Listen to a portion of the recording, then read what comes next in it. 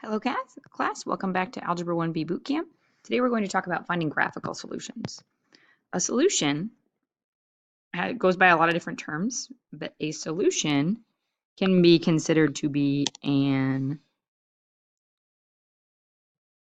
x-intercept, or it could be considered a zero. They're all kind of synonyms for the word solution. It occurs when the graph crosses the x-axis, and we have talked about this a bunch this year. So for example, this first graph has 1, 2, 3 solutions. You would say the solutions occur where x equals -3, -1, and +3. The second graph is a quadratic. It's your U-shaped graph. It has 2 solutions. The solutions occur where x equals -2 and x equals 2. And then a linear graph or a line, it's also very common for a line to have solutions as well. You just usually don't think about it. The solution would occur right there where x equals -2. There's a lot of different ways that you can find solutions. One way is algebraically, and we'll go into this a lot more detail as we progress through the next couple of videos. But when you're finding a linear solution, for example, maybe you have like 2x plus 3 equals 6x minus 1. That's a pretty easy equation just to solve and get the value of x. When you're getting the value of x, you're actually finding where the graph crosses the x-axis, like up here in this grid. You just don't always necessarily think about it. So you would like get the x's together by subtracting the 2's, and then add the 1 to the other side. And those cancel, so 4 equals 4x, and that means x equals 1. Again, linear solutions we typically almost always solve algebraically. Quadratic solutions, those get a little dicey because you can solve quadratics by factoring or the quadratic formula.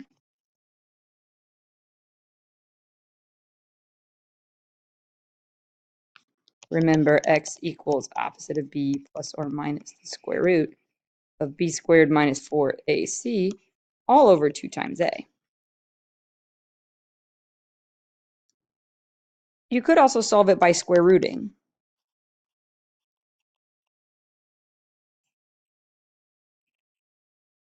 If you have something like x squared equals 10, or maybe like parentheses like this, something like that, where you really only have one x term. Remember, a quadratic always has the biggest power of being an x squared.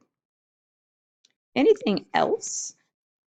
For example, if we have an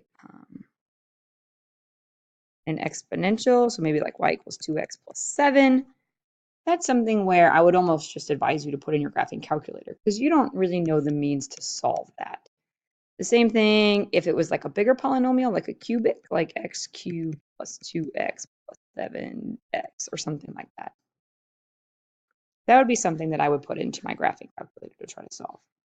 As you continue on in algebra, you'll learn different ways to solve those things, but for right now, that's beyond our purposes.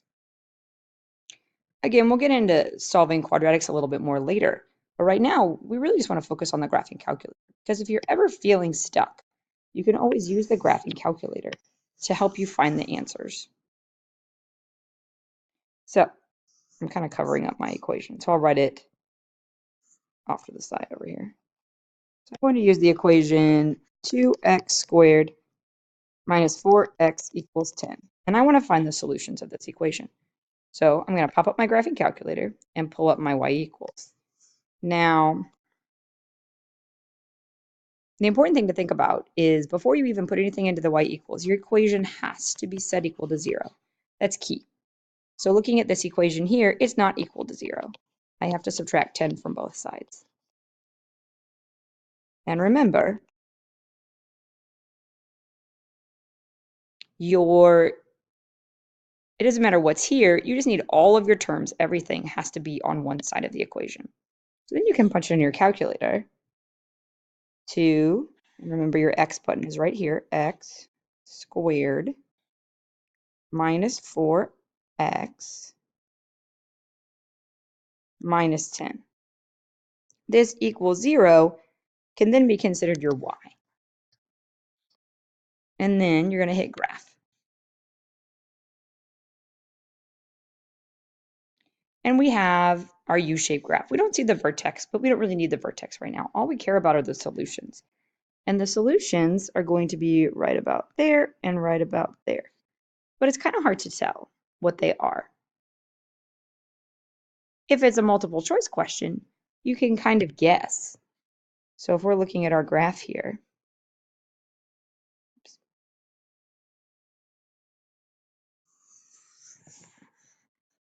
and I could even pull up the big one, I can say that, one answer has to be somewhere between -1 and -2. So maybe it's -1.5. And this one could be 1, 2, 3, 4, somewhere between 3 and 4. So maybe 4.5. If you're in a situation where all you have to do is get close, you can just look at the picture and kind of guess. You also have the options of doing the second trace. Remember, option 2 is 0. And it's going to ask you questions. It's going to tell you move it on the left. So I'm going to move it. This is the 0 I'm going to find first. I'm going to hit enter. Then it's going to say move it on the right. So I'm going to pass it up. Your calculator might not draw these dotted lines, which is fine. It's still doing the same thing.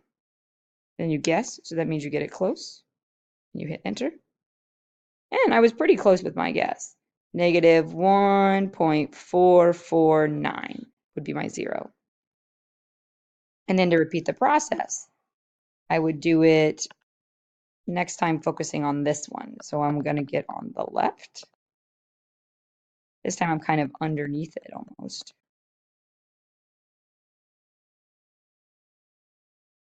Enter, then pass it up, getting it on the right and hit enter, and then move it to the middle, hit enter. And 3.449. So that's another way. And actually, it's a lot of times if you have no clue what you're doing, I would strongly advise you to use your graphing calculator to help you find the answers. Stop, rewind the video, do whatever you need to do, and I will open up your assignment whenever you are ready.